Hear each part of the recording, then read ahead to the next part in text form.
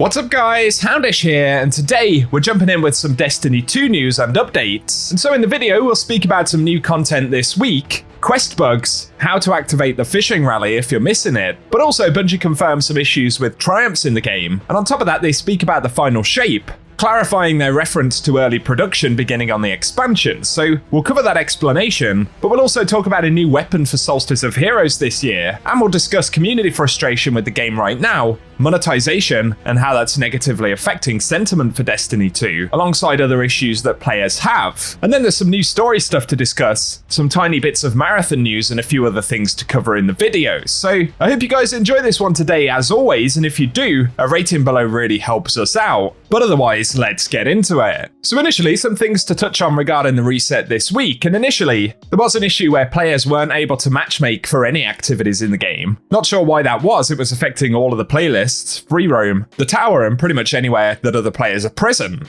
And so it's just worth clarifying that that issue is now resolved. However, Bungie Help also said that they're aware of an issue where the Battle Rhythm seasonal challenge incorrectly instructs players to defeat targets anywhere in the system, but this challenge can successfully be completed in Crucible, Gambit, or Vanguard Ops playlists. So if you're trying to get that one done, it actually only works inside of particular playlists instead of anywhere in the game. Something else interesting that happened this week though, and we finally got access to a new quest called Fishing Rally. There are actually 3 of these quests, one for the Throne World, which we've got this week, but another for Nessus and one for EDZ. And it is essentially a quest to do a whole bunch of fishing to receive an upgrade module, enhancement core, deep engram, enhancement prism, and some legendary gear, which are actually the reprised reckoning weapons from this season. So whether you want to spend the time on that is entirely up to you, but some players haven't been able to get access to that as it hasn't been showing up at Hawthorne. But Commander Pika in my comment section did say for those that have issues with the fishing quest, that the quest trigger can actually go to the quest archive kiosk. That's the one next to the postmaster in the tower. And so if you can see it in the kiosk, pick it up, and that will trigger the quest to then show up at Hawthorne. I know that's worked for quite a few folks, so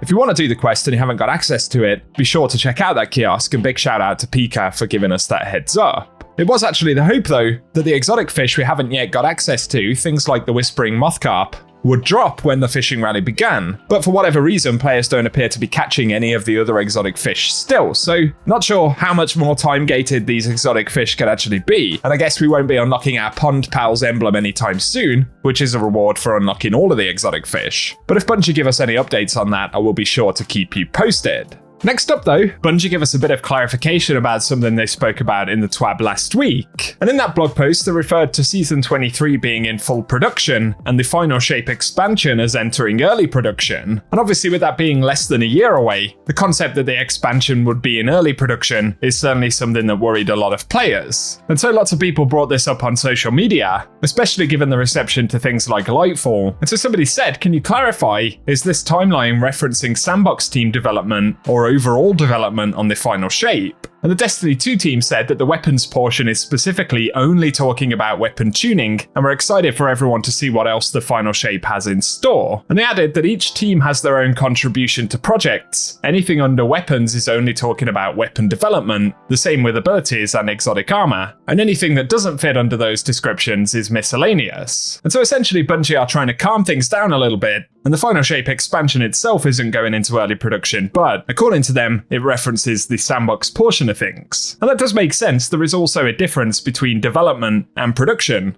Obviously with development focusing on different elements of what the expansion will ultimately be, and production being much more about wrapping that up into a finished product. And so hopefully that will mean positive things for the Final Shape. Safe to say the community are desperate for some information about the future of Destiny 2, and how Bungie are going to address some of the glaring issues that the community bring up a lot. And player frustration certainly is coming to the forefront right now, and there are lots of different aspects to that. We've got players discussing the seasonal model in general, the quality of the content that we're getting in the game, and the amount of content. And I'd say Season of the Deep in general certainly isn't peak Destiny 2 content, but obviously all of this is happening at a time where players are paying a lot of attention to the kind of price increases that Bungie have been implementing, whether it's getting access to expansions and seasons themselves, and contrasting that with the amount of content that we get, or the other element, which is that Bungie are monetizing more and more of Destiny in general. And obviously we expect to see an amount of monetization in the game, but that certainly appears to have been elevated over the past few seasons. And right now we've got less new stuff in the Bright Dust store, for example, with more of that new stuff being focused around silver purchases. The fact that we have to buy dungeons separate from seasons, the seasons are getting less content but are costing more money. And while all of this is going on, Bungie are failing to support some of the elements of Destiny 2 that they said they would be.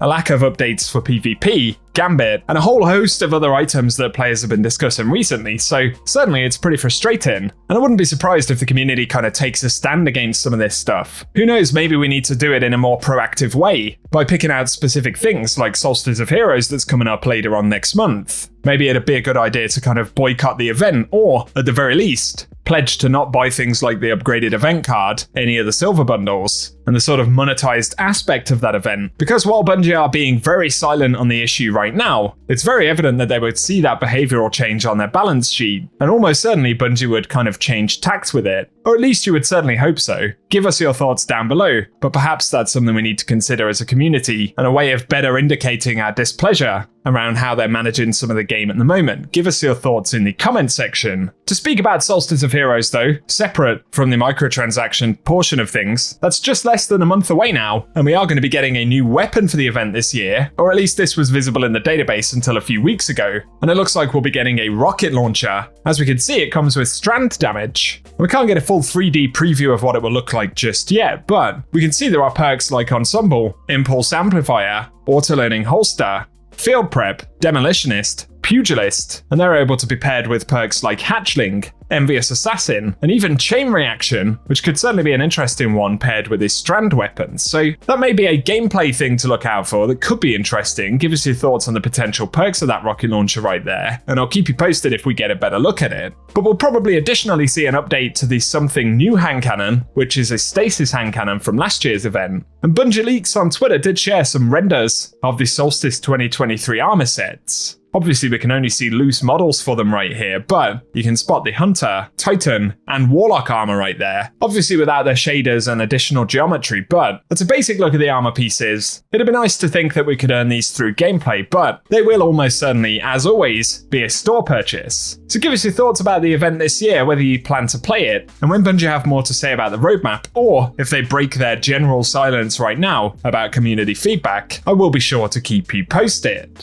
Our very final mention right here though, and there are some new rumours about Marathon, originally shared by Insider Gaming, but they were rounded up by Marathon Bulletin right here. And according to that, Marathon's core gameplay loop will focus around choosing a mission, and then buying or choosing a loadout as well as perks, abilities, and gear for that specific mission before dropping into his server. And then the goal is to hunt for loot, complete side objectives, explore and find secrets before extracting. And obviously there will be certain things that we can extract that'll be generally beneficial to our account, but it also suggests that Marathon will seemingly feature an oxygen system that acts as a match countdown timer. So essentially, when going into a Marathon game, there'll be a limited oxygen supply, but players will be able to purchase and find additional O2 canisters. But there'll be specific mechanics that affect that, and it suggests that oxygen may deplete more rapidly if shot to the waist area, but also that there will be specific perks that allow us to use less oxygen overall.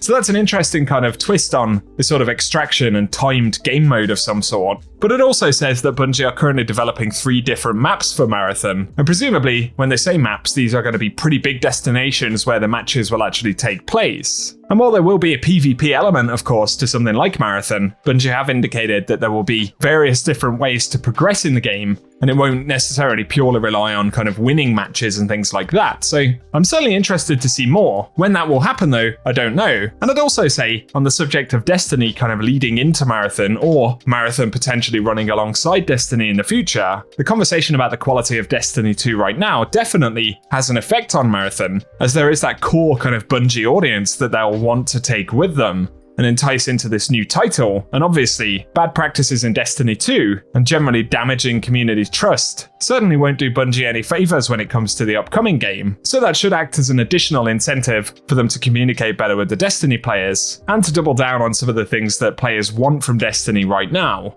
Nonetheless, I know this is a Destiny news video, but seeing as this is Bungie's upcoming title, and we're in a bit of a quiet spell for Destiny in general, it may be the case that we occasionally throw a few marathon bits in alongside the Destiny 2 news. But feel free to share your feedback about that down in the comment section. And for today, guys, that is everything that we have to speak about in the video. So I hope you've enjoyed this one as always, and if you have, a rating below really does help us out on the channel. Also, feel free to get subscribed and I can keep you posted with more Destiny content. Otherwise, thank you for tuning in today, and whatever you get up to, I will catch you all very soon.